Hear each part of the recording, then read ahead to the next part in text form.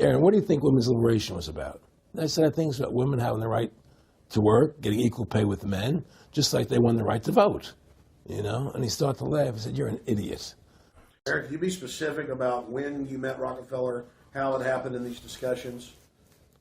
I met Rockefeller through a female attorney I knew who called me up one day and said, one of the Rockefellers would like to meet you. I had made a video called Mad as Hell, and he'd seen the video and wanted to meet me and knew I was running for governor of Nevada.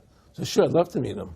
And I met him, and I liked him, and he was a very, very smart man. And we used to talk and share ideas and thoughts.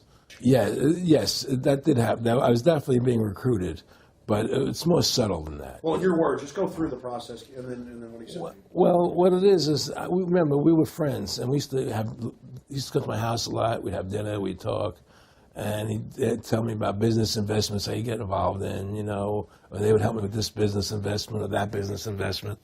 Well, one of the things they told me was that he was at the house one night, and he would talk, and he started laughing. He said, Aaron, what do you think women's liberation was about?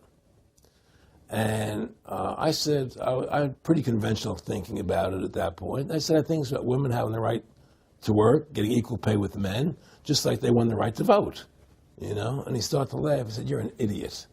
And I said, why am I an idiot? He said, let me tell you what that was about. We, the Rockefellers, funded that. We funded Women's Lib, you know? And we're the ones who got all over the newspapers and television, the Rockefeller Foundation. He says, and you want to know why? He says, there were two primary reasons. And they were, one reason was we couldn't tax half the population before Women's Lib. And the second reason was, now we get the kids in school at an early age. We can indoctrinate the kids how to think. It breaks up their family. The kids start looking at the state as the family, as the school, as the officials, as their family, not as the parents teaching them. And so those are the two primary reasons for Women's Lib, which I thought up to that point was a noble thing.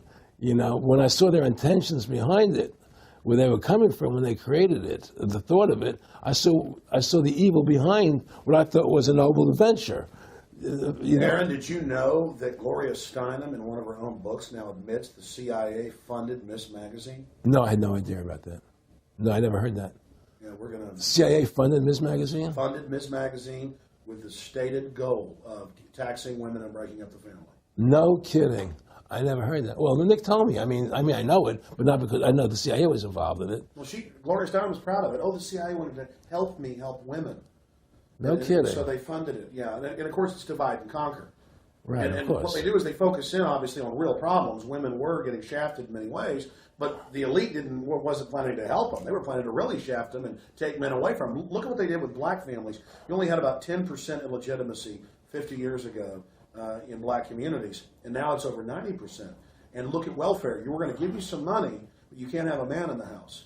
Right. And so that was further to degrade the family. Totally destroyed. And now illegitimacy is over 50% in the general population. Right. Well, see, the whole thing is these people control the money, so they make all the rules. You understand? And they put whatever rules they want into effect. And the truth is, America has really become a socialist, communistic country. And everybody says it's a capitalistic country. It's not a capitalistic country.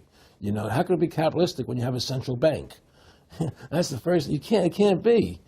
My friendship with Nick Rockefeller was one where we expressed ideas to each other and thoughts and philosophies, and he wanted me to become part of what they were doing, and for me to become a member of the CFR, and offered various business opportunities for me to get involved in, and for me to not take up the fight or the battle that I've been taking up in the past, you know, to drop that idea, because what was the point of my fighting for the people? I was a guy who was very successful in the movie business, and I saw the truth of what was happening. I tried to express it to the people, and rather than having me express it to the people, they wanted me to join their side because I was a mover and a shaker, and rather than me opposing them, to join them. It was real simple, and he tried to recruit me into that situation, and I didn't go for it. And I used to say to him that I never really did that because that wasn't where I was coming from. You know, as much as I like you, Nick, you know, your ways and my ways, we're on the opposite side of the fence. You know, I don't believe in enslaving people, you know, and he would come back with, "Oh, I do." well, it would be more like, It's better for them. well, it's more like, you know, what do you care about them? What do you care about those people? What difference does it make to you? Take care of your own life. Do the best you can for you and your family. What do the rest of the people mean to you? They don't mean anything to you. They're just serfs. They're just people. You know, it was just a lack of caring, you know, and that's just not who I was. Well, I think a lot of them think they're doing the right thing. I think a lot of them think they're doing the right thing. Not the top elite, but people within the system, you know.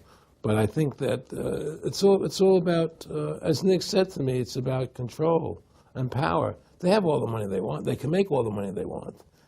They have a machine that can make all the money. It's not about money.